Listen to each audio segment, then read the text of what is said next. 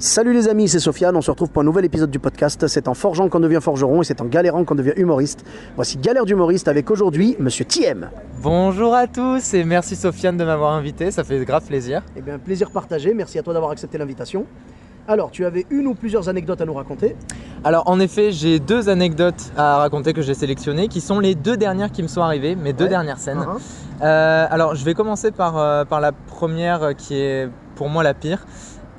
Je pense que ceux qui ont TGV Max vont comprendre de quoi je parle. Mais en fait, il se trouve que quand tu as TGV Max, ça te vend du rêve, du genre… Tu voyageras quand tu veux. Voilà, où tu veux, quand tu veux, Et gratuitement. Voilà. Non, c'est pas du tout ça.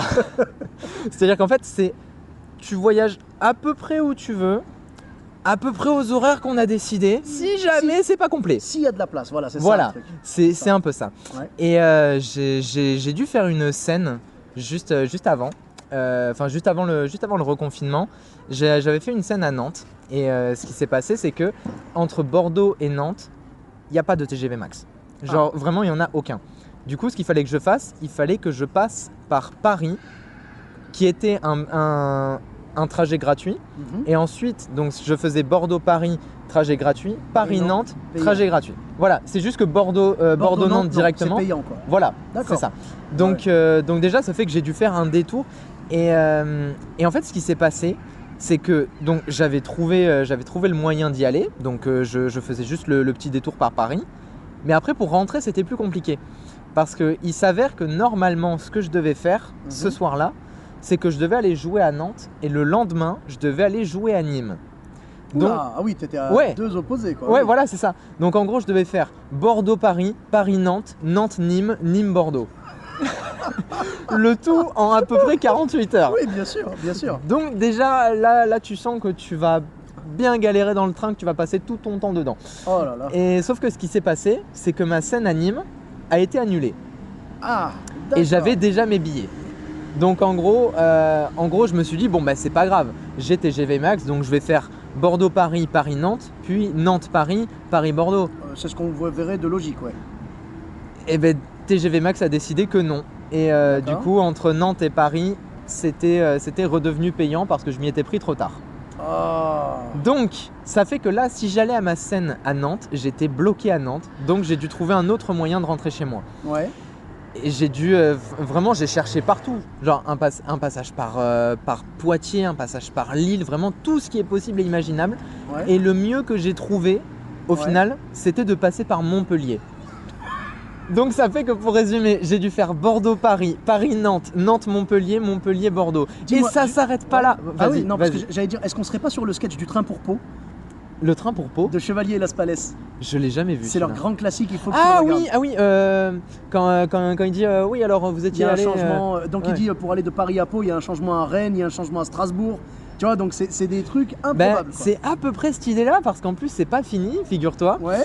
Donc je suis passé par Montpellier pour rentrer chez moi après la scène de Nantes. Uh-huh. Sauf qu'à Montpellier, T'étais bloqué. non, alors j'aurais pu être bloqué parce que disons qu'en gros j'arrivais à une gare à Montpellier Mhm. et que pour rentrer chez moi je devais aller jusqu'à une autre gare qui était elle aussi à Montpellier. Ah oui, oui. Attends, il y a la gare Saint-Roch Ouais, et il y a l'autre gare, c'est quoi? j'ai oublié le nom, mais en Parce gros que je crois que j'y suis allé pour aller à Valence, moi. ouais. J'y suis allé pour aller à Valence, il y avait la gare de Montpellier et puis après il fallait vite aller à l'autre. Moi c'était l'inverse. Moi j'arrivais à une gare qui était très loin de la ville et après j'allais à Saint-Roch qui était dans le cœur de la ville. Donc il fallait que tu ailles dans l'autre gare et je crois que c'est le tram qui y va. Alors le tram il y est, mais vraiment à mi-chemin. C'est-à-dire que en gros c'est à 1 heure de marche et que du coup j'ai dû marcher à peu près 30-40 minutes. D'autant qu'il faut savoir un truc, c'est que mon train était à 1 heure d'intervalle entre le moment où j'arrivais et le moment où je devais repartir. C'est ce que j'ai eu aussi et j'ai dû speeder, j'ai réussi à avoir mon train mais c'était chaud quand même. Quoi. Et ben c'était très chaud pour moi aussi. D'autant qu'à ce moment-là, je revenais de Nantes et qu'à Nantes, j'ai eu miraculeusement un hébergement parce que en général, ce que je fais quand je vais jouer dans une ville, c'est j'improvise sur place et si je dors pas, ben, je dors pas. Donc là, j'avais réussi à être logé et à dormir dans le train. Mais franchement, il suffisait d'un seul retard que ce soit le retard ça s'enchaînait du comme des train. dominos, quoi. Voilà, c'est ça. Il suffisait d'un truc et j'étais bloqué soit à Paris, soit à Nantes, soit à Montpellier. Je pouvais être bloqué n'importe où à ce moment-là. Donc je me rappelle qu'à ce moment-là, j'avais vraiment galéré et en gros, j'ai traversé toute la France en 24 heures, quoi. Tout ça pour une scène de 10 minutes. Et J'espère que c'était 10 bonnes minutes quand même. C'était 10 bonnes minutes. Heureusement, ça s'est super bien passé. 24 heures, je pense que sur les 24 heures, j'ai passé 12 heures dans le train. Oh là là. C'était il fallait trouver l'occupation, quoi. Fallait pas avoir peur de Alors s'ennuyer. évite d'utiliser les mots train et occupation dans la même phrase. Bien trouvé celle-là. Ah ouais. Punaise, même dans mon podcast, on arrive à atteindre le point Godwin. Ouais, bravo. Je crois pas qu'on l'ait déjà atteint dans ton podcast. Mais justement, tu es le premier, mais donc, Waouh. c'est waouh. Donc t'as vraiment galéré et bon, la bonne nouvelle c'est que ça fait une belle anecdote. La bonne nouvelle, c'est que et que surtout ça a fait une très très bonne scène. J'étais vraiment content de là où j'étais allé. Mais je pense que quand t'as vu la galère que t'as eu, genre tous les trains que t'as dû prendre et tout machin, t'as dû te dire, tu sais quoi, ces 10 minutes là, je vais déchirer sa mère. C'est ça, la satisfaction que j'ai eue de monter sur scène après. Vraiment, j'étais là, mais là, les rires, je les ai tellement mérités. Mesdames et messieurs, vous ne savez pas que vos rires, c'est même pas assez par rapport à la galère que j'ai eue pour venir jusqu'à vous. Donc vraiment, riez à vous exploser la rate. Allez. Si vous saviez ce que ça représente pour nous, humoristes. Avant de jouer, t'aurais dû leur faire le plan de ton trajet. Ah ouais. Est-ce qu'il y a des gens de Montpellier ce soir? Tu vois, tu fais ta petite enquête et puis là, bim, tu leur balances ton sketch. Voilà. Ah, pas bête. Bête. Bien sûr, c'est comme ça. C'est la fameuse blague de Nordine que j'aime beaucoup. Moi la aussi. blague du j'ai fait 800 km, 600, 600 km pour venir vous voir. Donc si c'est drôle, on rigole. Si c'est pas drôle, on pense au déplacement. J'aime beaucoup cette blague. Ouais, j'aime beaucoup aussi. Bon, et alors du coup, pour ce qui est de la deuxième, c'est une galère un peu plus légère. Parce qu'au final, c'est une scène qui s'est à peu près bien passée. Mais en fait, là où c'était galère, c'était dans les conditions où j'étais. En fait, c'est une galère qui m'a beaucoup appris, honnêtement. C'est une galère qui m'a beaucoup appris, honnêtement, parce que j'ai réalisé que en même temps, c'était pas tout rose le métier d'humoriste et que j'allais devoir travailler avec des gens avec qui je n'avais pas du tout envie de travailler. C'est-à-dire qu'en gros, j'ai été invité à faire une scène où je tairai le nom parce que sinon, évidemment, voilà.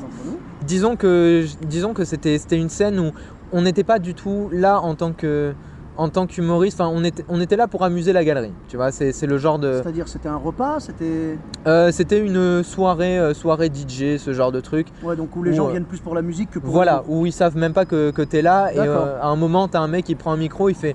Et au fait, il y a eux là, ils vont faire un passage. Et à Skip, ils sont marrants, donc on les écoute, s'il vous plaît. Oh là là là là là là, c'est les pires ça. Quand les gens ne viennent pas pour de l'humour, même pas pour toi parce qu'ils te connaissent pas, mais quand les gens ne viennent pas pour de l'humour, c'est beaucoup plus compliqué de les faire rire. C'est comme s'il y avait une espèce de résistance de leur corps qui disait non, je n'avais pas l'optique de rire, je n'avais pas cet objectif, donc même si c'est marrant, je rirai moins. Ouais, c'est ça.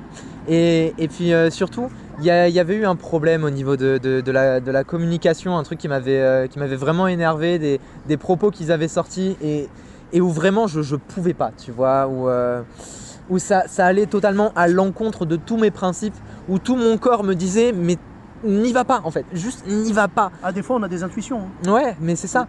Et au final je l'ai quand même fait parce que j'avais. T'as besoin d'expérience. J'ai besoin de forger, de créer mon personnage et puis surtout de me produire quoi, tu vois. Donc. Et puis dis-toi que quand tu commences, de toute façon, moi le premier, hein, on a tous fait des scènes galères et tout, on accepte tout au début parce qu'on a besoin de se forger justement un style, tout ça, un personnage, trouver son clown comme on dit. Et le problème, c'est que si tu joues pas, tu le trouveras pas quoi. Ouais, voilà, c'est ça. Mais du coup, j'y suis allé et en arrivant sur place, j'étais tellement pas à ma place. Genre, c'était vraiment le genre d'endroit où tu sens que, je sais pas, un petit blanc comme moi, il a zéro sa place ici. T'as joué dans une chicha ou C'était la même ambiance. C'était pas une chicha, mais c'était à peu près la même ambiance, tu vois. D'accord. Et en fait, genre. Quand j'ai commencé, déjà je suis arrivé en avance et j'ai vraiment passé 1 heure dehors à fumer comme si j'étais à l'aise, genre ouais tranquille, on va bien. Ouais. Et après donc le moment est arrivé où j'ai joué. Et en fait quand je commence à jouer, j'ai une première phrase, genre j'arrive pas en disant bonsoir et tout, j'ai une phrase qui déclenche tout le reste. En gros juste j'arrive, j'arrive sur scène, je regarde les gens vite fait le temps qu'ils puissent me regarder et je dis je suis pas gay. Et en général ça marche parce qu'il y a la surprise et tout, on ne pensait pas qu'il allait dire ça, et puis surtout quand tu Oui, sais... c'est pas la phrase que tu entends en premier d'habitude, quoi. Voilà, c'est ça, et puis quand tu sais à quoi je ressemble, ça peut être assez drôle. Et là j'ai senti dans les rires que il riait, mais pas pareil que d'habitude, genre c'était pas aussi bienveillant que d'habitude, c'est genre un peu moquerie, tu vois. Et au final, la scène s'est à peu près bien passée. J'ai dû faire du test et tout, mais je me sentais vraiment pas à l'aise, quoi. Genre, il y avait un instinct en moi qui, pendant que je jouais la scène, me disait je vais pas rester. Faut que je me casse. Et au final, le passage, c'était mitigé, quoi. C'était mitigé. Puis en plus, un endroit pareil, je m'étais dit bon bah en vrai, je vais être payé au cachet ou avoir un petit peu d'argent. Non, payé au chapeau, j'ai eu 6 balles, quoi. Ouais, oui, bah écoute. Donc c'était vraiment pour la passion de la scène, quoi. Absolument, absolument. Donc voilà pour ce qui est de mes anecdotes les plus récentes, en tout cas. Écoute, en tout cas, merci, parce que de toute façon, t'as pas beaucoup d'expérience. Ça fait combien? Ça fait 4 mois? T'as fait 4... tu m'as dit au total 4 mois où t'as joué à peu près? On va dire 4 mois parce que j'ai commencé il y a à peu près 1 an, mais avec tout le confinement et tout, voilà, c'est comme si j'avais joué 4 mois, ouais. Bien sûr. D'accord, donc 4 mois. Mais voilà, ça t'a pas empêché malheureusement d'avoir des galères, mais on en a tous, hein. À partir du moment où tu montes sur scène, tu t'exposes à avoir des galères, mais c'est quand même des galères intéressantes parce que au final, ça nous permet d'en rire après. Ah bah carrément. Voilà.